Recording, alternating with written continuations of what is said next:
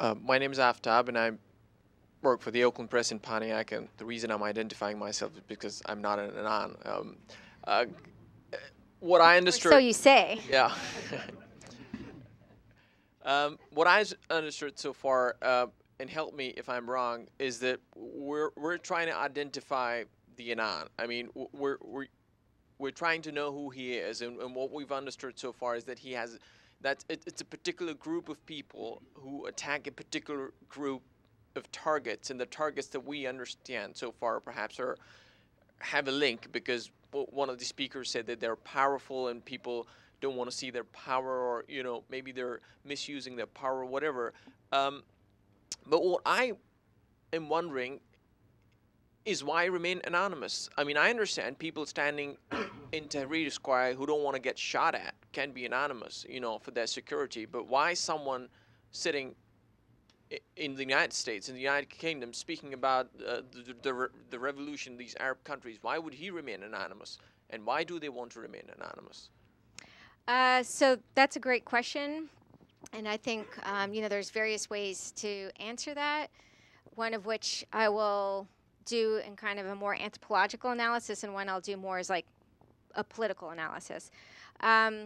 The political analysis that, and you pointed to this really beautifully, like the lulls maybe would not emerge in the context of people being massacred by a dictator, like just not lullsy. You know what I mean? Like anti-lulls, right?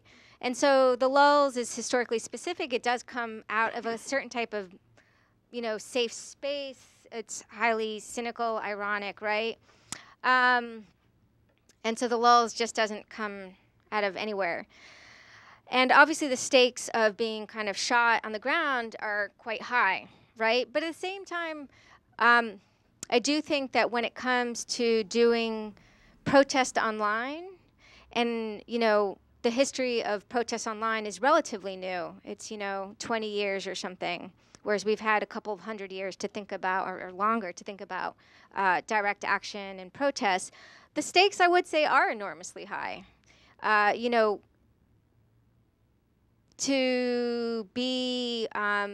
go to trial for a DDoS and get convicted, you can face up to 15 years in jail and become a felon, right? So while, okay, you're not being shot or something, there is a kind of real stakes behind some of these actions, especially anyone or anything tagged as hacking, too. So that's one way to understand it. The second way is just like contingent. It's accidental, right? There's this anonymous image board. They have an ethic of anonymity. And then all of a sudden they find their political will. You're not going to let go of the ethic you've cultivated for, since 2003, right? So you can't come out of an anonymous image board where you're thinking about the ethic of anonymity and go, well, now we're going to stop being anonymous, right? And that's a kind of historically contingent reason. Then the third one, and this really came out in Malcolm's talk, which is we really are in an age of like massive, massive, massive, massive surveillance, both governmental and corporate, where we're willingly engaging in it and we're sometimes not willingly engaging in it. The NSA has famously requested much information from AT&T, and we barely even know about this. And in some ways, anonymous just functions as a very, very powerful reminder, both kind of, it's material but very symbolic, as to, well, is that the future we really want? And while in some ways we may not have a massive alternative right now, we do need these kind of oases in some ways in what is a sort of desert of surveillance to inspire people to be able to think about and put into place alternatives. And that's where I would say the anonymity matters. Does that mean anonymity should be the tactic used in every political scenario? Absolutely not. And I would say many anons would also agree with that. But that's kind of what they're contributing currently. Yeah, I wanted to follow up on that question because it was really what's the relationship between responsibility and anonymity. And I loved how the invocation of Bruce Sterling in the early years of the Electronic Frontier Foundation, where John Perry Barlow on one sort of poll said, information wants to be free. If you have nothing to hide, then total transparency will give you a certain type of power. And then the others, like Anonymous, saying, no, the powerless must have cloaking devices, otherwise they lose their leverage over the more powerful. And I'm just wondering about, I think what I got from both of you is that you can't have a universal here. It's going to be, according to a power relationship, who should be granted anonymity, who should be forced into transparency.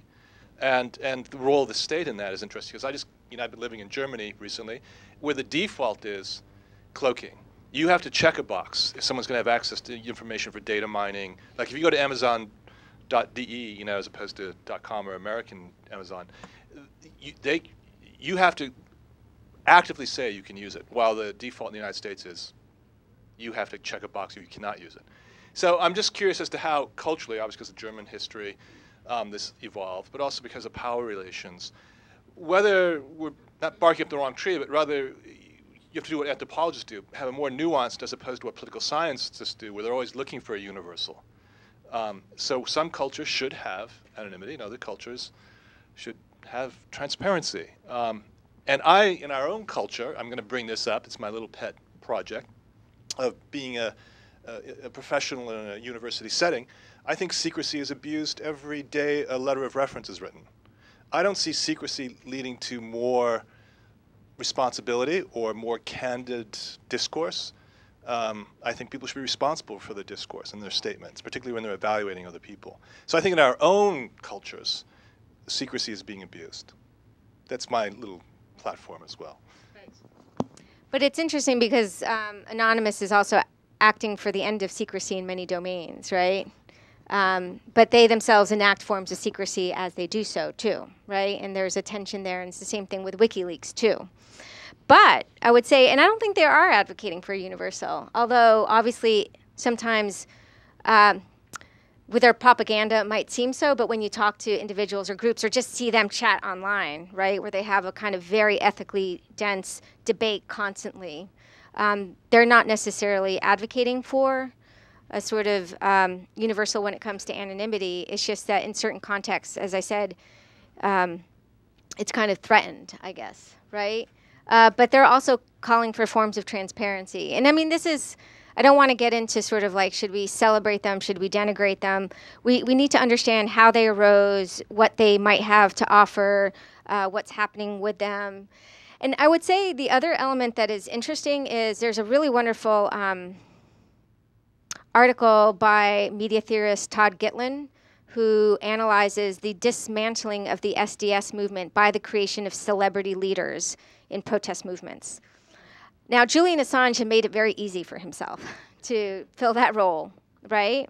But we see this over and over and over again. And I think one of the lessons of Anonymous, irrespective of whether you should be transparent or what a secret is or what it is not, is a very good lesson about how to sort of manage the media's desire to make leaders and their disempowering effects of media representation.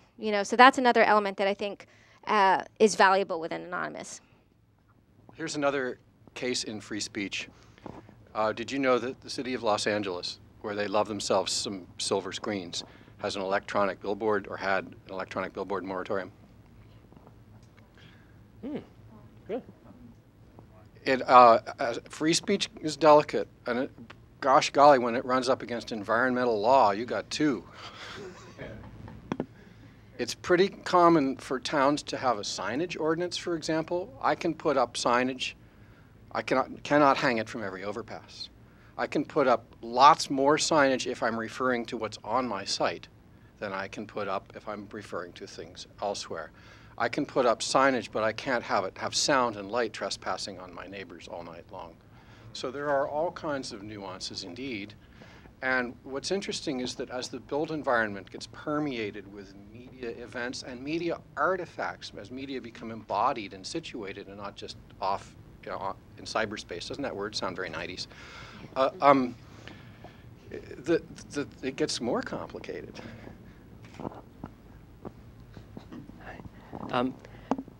I've been thinking about the way you use Prepolitical, drawing on Hobsbawm, and especially the term superaltern that Chris Kelty you've been using. Hobsbawm's been taken to task, of course, by post-colonial historians for using the term pre-political in a different context, where if peasants bring their gods and goddesses into the political sphere, he would just casually dismiss that as being an instance of pre-political. And given that this term has been used so much to dismiss other social movements, to bring democracy to other places and so on, I was just wondering if you could say a bit more about why you use this very, very contested notion of pre-political for talking about what clearly is a group that's bringing all sorts of spirits and their own sense of gods and goddesses into the political sphere. So, great point. And on the one hand, I could answer by saying, like, I do think pre-political is a good thing, and I do in the longer paper note that, you know, if we just followed a Hobsbawm story, he'd want people to come out of the pre-political and become sort of these more rational agents. And that's why I kind of like Anonymous at some level, is that they had a transformation whereby I do think it's important to kind of differentiate sometimes more inchoate sensibilities from then moments where it's being marshaled in very explicit ways. At least you can just empirically track that, and that did happen with Anonymous. And yet the world from which they came is pivotal to understand that. And it's not something that I think should be either, you know, it shouldn't be banished in the way that Hobsbawm would want it to be banished. So I completely agree. In the longer paper, I sort of, you know, point that out a little bit.